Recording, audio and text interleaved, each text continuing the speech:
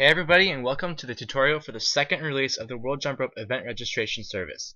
This latest version gives coaches the ability to enter athletes into competition events online, and most of this tutorial will be spent covering that. But before we get there, I'm going to briefly go over the process of creating team members and registering them for an event like World Jump Rope, in case we have new people coming on board.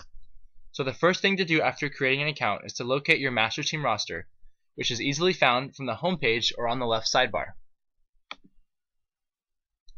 Once inside the master team roster, create team members by clicking the link that says Add New Member and fill out their first name, last name, birthday, and gender.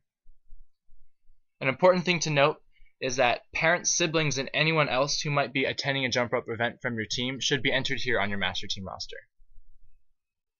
So once your roster is filled out, it's time to go register for World Jump Rope. Do this by clicking the Events Registration link on the left sidebar. Here you'll notice that I'm already registered for World Jump Rope, but if you haven't already, click this button and it'll take you to the World Jump Rope event page. Since I'm already registered, I'll just click the link. So now that we're on the event page for World Jump Rope, the next thing to do is fill out your attending members, which is located in the bottom left-hand side of this page. For the sake of time, I've already filled out most of my team's information here, but you can add one or more member by clicking Add Attending Members here. An important thing to note is that if you plan to have an athlete participate in the championship, they must be marked as a participant in this section. Otherwise, you won't be able to enter them into competition events using this site. So please make sure you note that. So once you have all your attending members filled out, return to the event page for World Jump Rope. And it's time to start doing competition entries.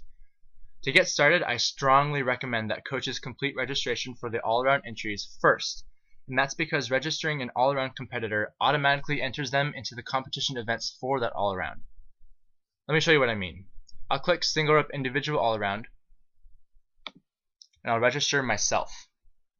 Actually, I'm already registered, so I'll click myself, delete me,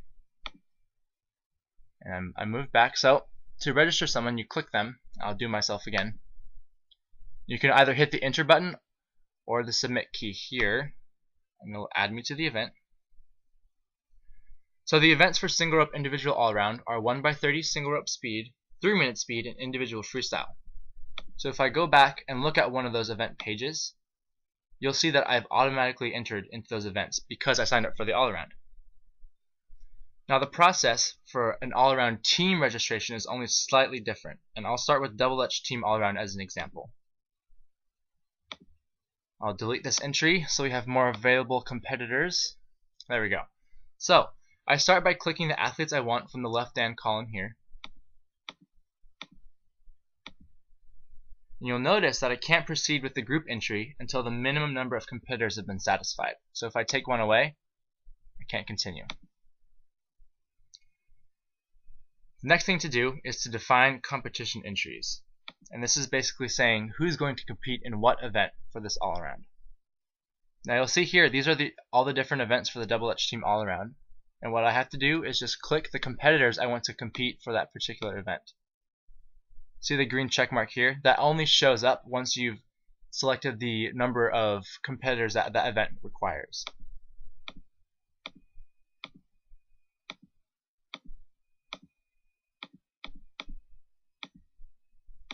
Good, and I confirm. And once again, I can either hit this button or hit the enter key to create the group.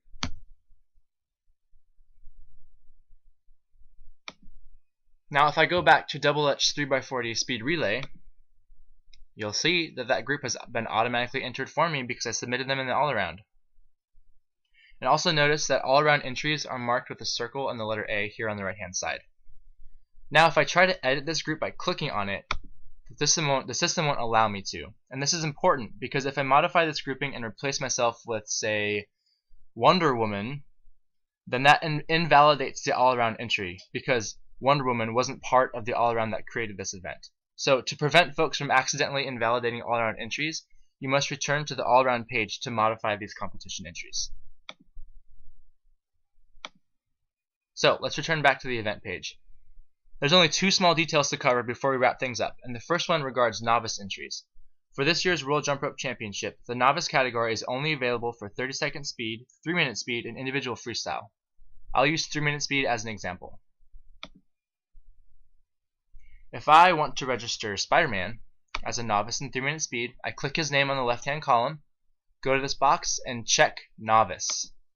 And that'll move him down to the novice category.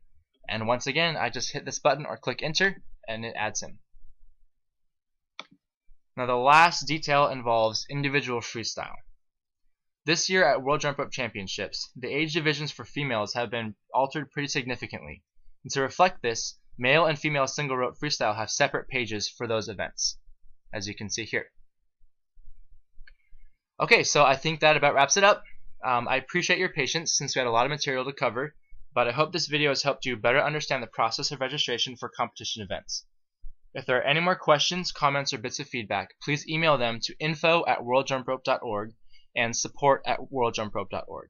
So, now it's time to get those athletes signed up, and we'll see you in Orlando for the 3rd annual World Jump Rope Championships and Camp. Have a great day, everybody.